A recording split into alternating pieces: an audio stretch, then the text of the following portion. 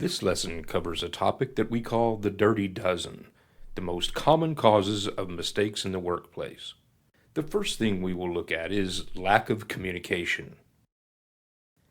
This is defined as failure to transmit, receive, or provide enough information to complete a task. Never assume that anything and everything has been communicated. Only 30% of verbal communication is received and understood by either side in a conversation. Others usually remember the first and last part of what you say. So, how do you suggest we improve our communication in the workplace? We can start by saying the most important things at the beginning of the conversation and then repeat them at the end. We can also use checklists to mark things as we speak. Well, we only have 11 more to go. Who else can think of a common cause for mistakes? I know that complacency is a key factor for mistakes. We can become overconfident if we repeat a task a million times in a row. That's a great one. So, how do you suggest we overcome complacency? Well, there are a couple of things. First, we should expect to find errors. Using checklists is another good way to avoid complacency. I also think that learning from other people's mistakes is a good one. Another is, if I didn't do it, I'm not signing off on it. I also feel that lack of knowledge is one of the big causes. A short of training, information, understanding, and or the ability to successfully perform one's task. That's exactly right. People should not guess. If you do not know, ask questions. Use current manuals or participate in a training class. Those things build knowledge. I know that distractions are a big cause for mistakes. Anything can draw attention away from the task at hand. Distractions are the number one cause of forgetting things, including what has or has not been done in a maintenance task. You are absolutely correct. Distractions are one of our biggest concerns.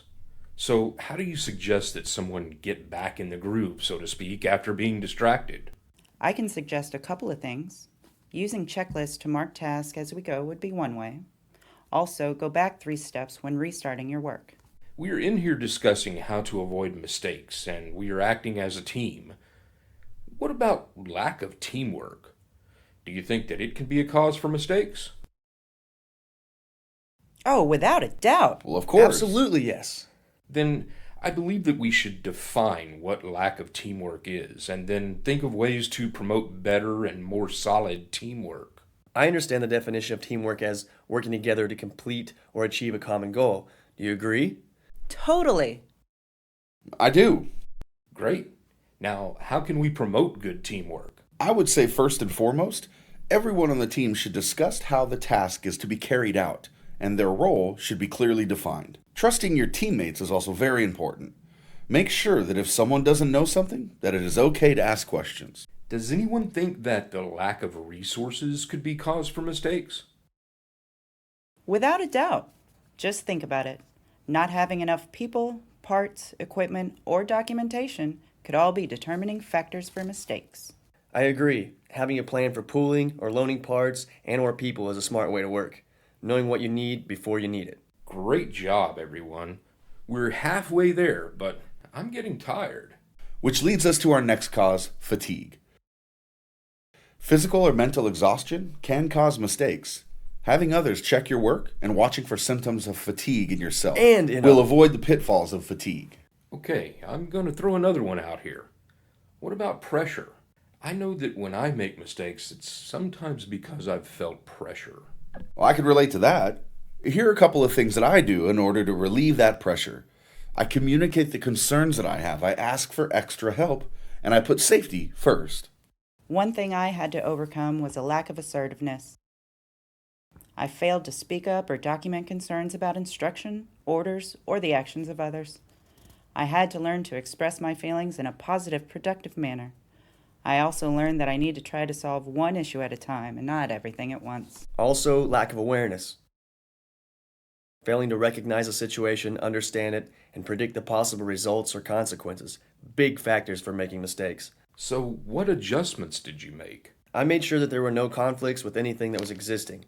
I made sure I fully understood the procedures needed to complete the task, just seeing the big picture. I believe that the expected yet unwritten rules can also contribute to mistakes.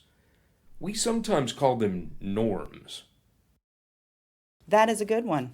Following good procedures and identifying and eliminating negative norms will help maintain a positive environment with good work attitude and work habits. Last but certainly not least is stress.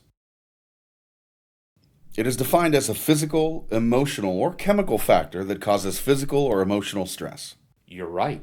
Some ways to manage stress before it affects your work are: take a rational approach to problem solving, take breaks as needed, and seek help when you need it. And speaking of breaks, phenomenal job, everyone. This meeting is adjourned. Let's go to break.